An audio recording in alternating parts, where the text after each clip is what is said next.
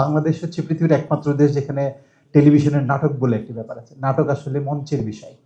কিন্তু আমাদের এখানে বিটিভিতে সেই 64 ওই সময়টাতে যখন শুরু হলো, তখন মঞ্চ নাটকগুলো লাইভ টেলিকাস্ট হতো টেলিভিশন থেকে।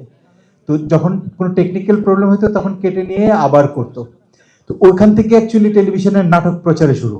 নায়াসিনামাইড ও স্যালিসাইলিক সমৃদ্ধ লিলি ফেস ওয়াশ যা ফেসের ডেড স্কিন সেল দূর করে দেয় দ্বিগুণ ফাস্টার ব্রাইটেনিং। এখন টেলিভিশনে যেটা হচ্ছে 40 মিনিট হলে নাটক, দৈর্ঘ্যের কারণে অনেকগুলো নাম হয়ে গেছে। 40 মিনিট হলে নাটক, 50 মিনিট হলে টেলিফিল্ম, 60 মিনিট টেলিছবি, 70 মিনিট টেলিমুভি।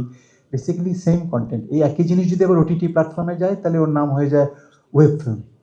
হ্যাঁ, এখন সিনেমার জায়গা থেকে অ্যাকচুয়ালি সাবজেক্টের দিক থেকে একটা সার্বজনীনতার ব্যাপার থাকে, এর একটা গভীরতার ব্যাপার থাকে। আদারওয়াইজ বাংলাদেশে নাটকে অনেক চমৎকার গল্প বলা হয়, হ্যাঁ, এবং রেগুলার হচ্ছে সেটা আমরা নিজেরা সেটা দেখছি, এবং আমাদের পাশের দেশেও অনেক অপেক্ষা করে থাকে বাংলাদেশের নাটক দেখবার জন্য। এখন জীবন ঘনিষ্ঠ চলচ্চিত্রের বেলায় এই অভিযোগ সবসময় ছিল যে বড় নাটক হয়ে গেল কিনা। আমাদের দেশে কিন্তু দীর্ঘ সময় ধরে আমরা দেখেছি যে সামাজিক ছবিগুলো পরিবার সহ একসঙ্গে হলে গিয়ে দেখতো, কিন্তু কোনো এক ফাঁকে এসে দেখতে শুরু করলাম আমরা যে পোস্টারে বন্দুক পিস্তল নিয়ে না দাঁড়িয়ে না থাকলে সেটা সিনেমা না।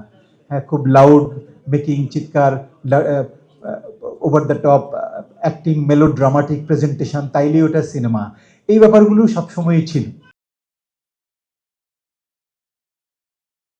নায়াসিনামাইড ও স্যালিসাইলিক সমৃদ্ধ লিলি ফেস ওয়াশ যা ফেসের ডেড স্কিন সেল দূর করে দেয় দ্বিগুণ ফাস্টার ব্রাইটেনিং।